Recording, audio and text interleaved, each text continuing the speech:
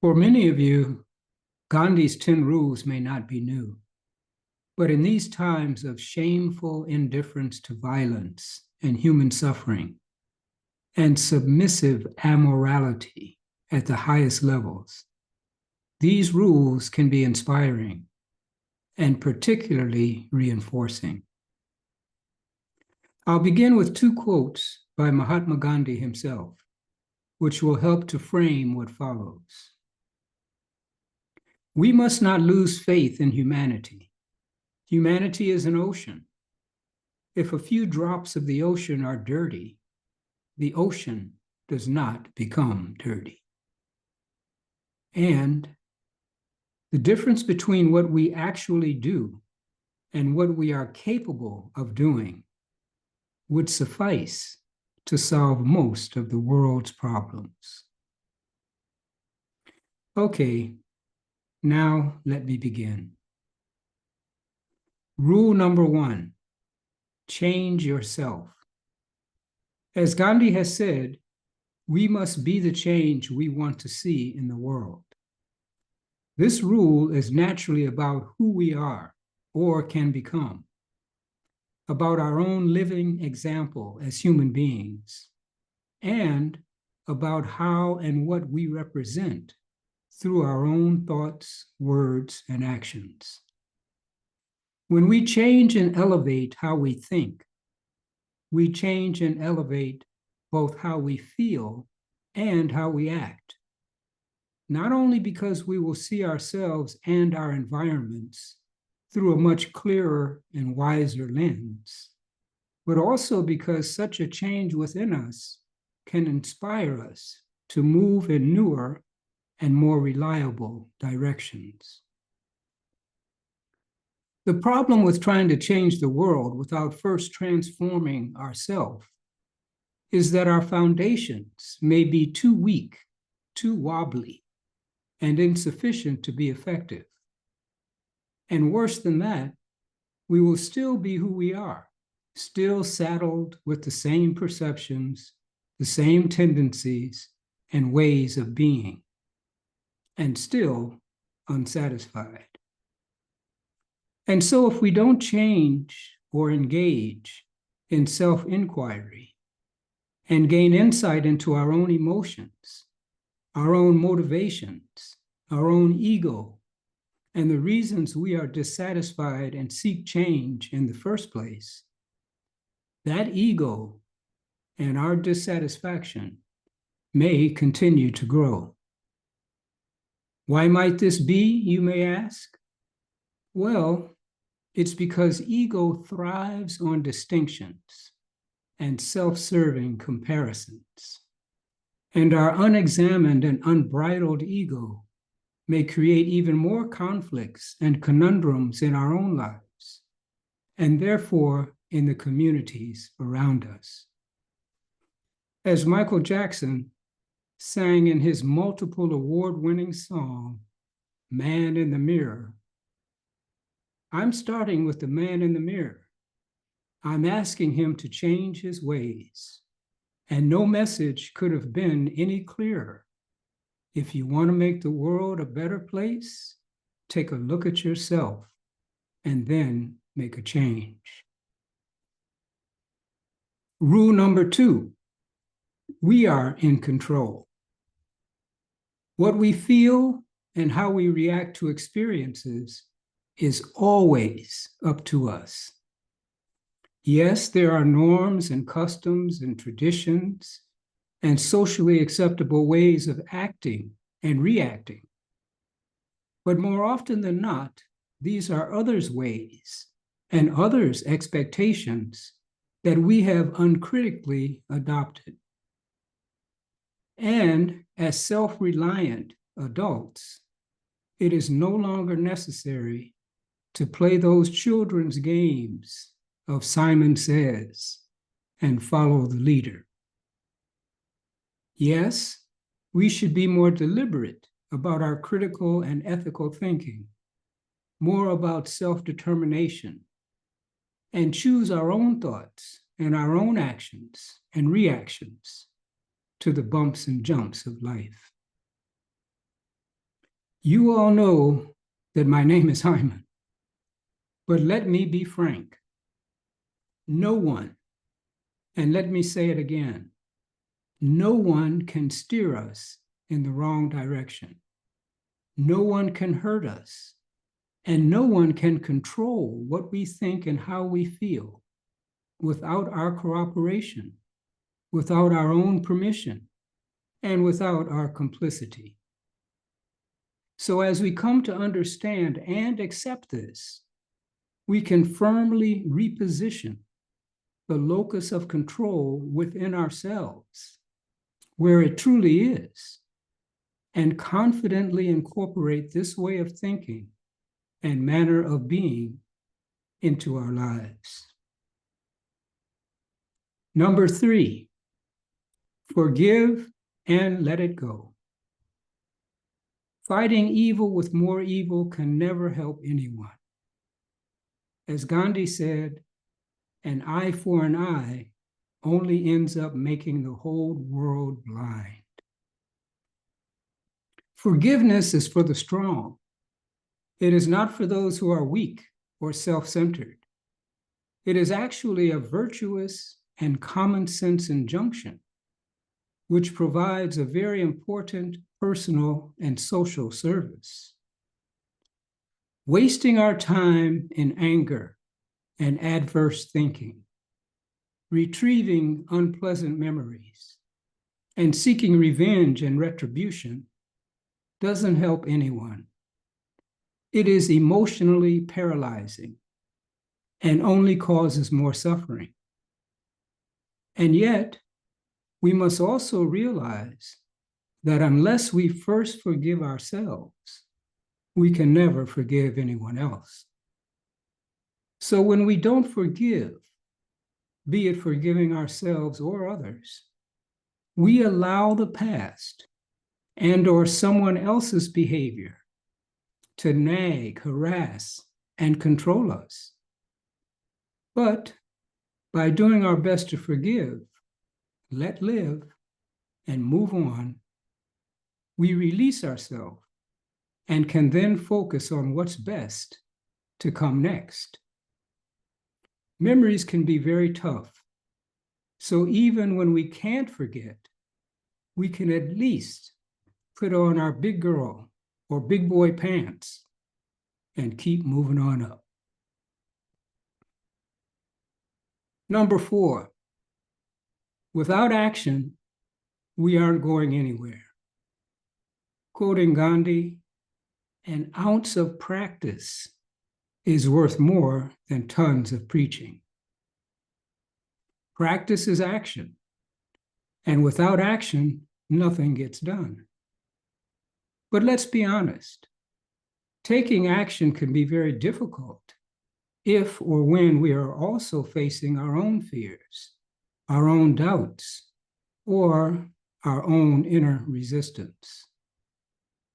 At such times, we may resort to procrastination, to projecting and suppressing, or doing anything else so we can feel like we are moving forward, when in reality, we are not really addressing the issue at hand or achieving anything. And so, as I've mentioned in earlier posts, to get wherever we wish to be and to better understand ourselves and the environments in which we live and act, we need to identify the principles that are relevant and important and put them into practice the best that we possibly can. Rule number 5, take care of this moment.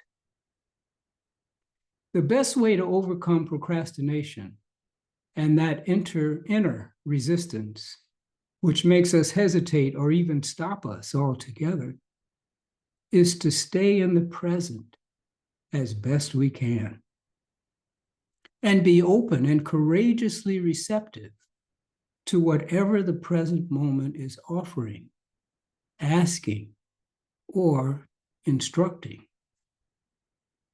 If or when we begin to do this, we won't worry so much about the future, which we can't know or control anyway. And we will slowly desist from overthinking, imagining negative future outcomes, or reflecting on past failures. Living in the present is touted by countless health and spiritual care professionals, and really by anyone who has been around the same block enough times. It entails a mindful and consistent mental effort, which can become a mental habit. Over time, it becomes more powerful and makes it easier to control unproductive urges and instincts.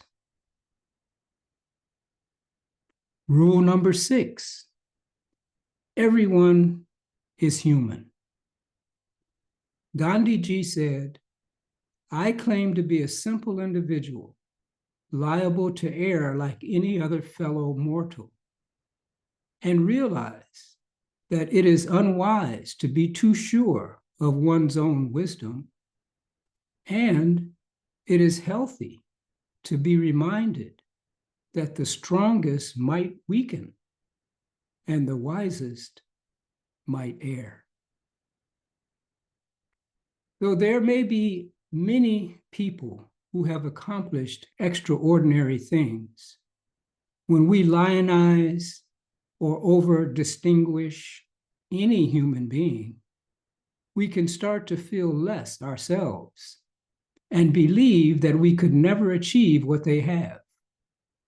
So it is very important for us to remember that everyone is a human being, no matter who they are or what they have achieved. For in truth, we all know that there is always someone or someone's behind, beside, or even in front of everyone who has achieved anything. Rule number 7, persist. There is no need to tell anyone listening, but I'll say it again. Persistence is an incredibly important value, and not just for some, but for everyone. One reason Gandhi, King, Mother Teresa, and countless others, including us and those in our own families, were successful was largely because of their determination to persist, their refusal to give up, their will to fight on. Success rarely comes quickly, and most often people don't get what they want because they often lack the effort, the patience, and the persistence that is necessary for victory. They give up too soon and before the goal is reached. Number 8, see the good in people and help them. Gandhi told us, "I look only to the good qualifications of men. Not being faultless myself, I won't presume to probe into the faults of others." He also said, "Man becomes great exactly in the degree in which he works for the welfare of his fellow men." Well, yeah, this language is a bit gendered, and I accept that he was known to have sometimes been a bit misogynistic. But we should never throw out the baby when we throw out the bathwater. There is good and bad in every breathing being, and we should make an honest effort to focus on the good and either leave the rest or run away. If we sincerely seek positive change, then focusing on what's good in people is always useful, always strategic, and very practical. When we seek and see the good in people, it becomes easier to help and serve them. And by serving them, we demonstrate that we value them. And as we value them, they in turn may become more inclined to help others. Seeing the good in others and helping them can have exponential effects. Number 9, be congruent, be authentic, be your true self. Quoting the Mahatma yet again, happiness is when what we think, what we say, and what we do are in harmony. In an earlier post, I referred to this harmonia as 3HV, harmony of thought, word, and action, based on the universal human values of truth, right action, peace, love, nonviolence, and their associated values.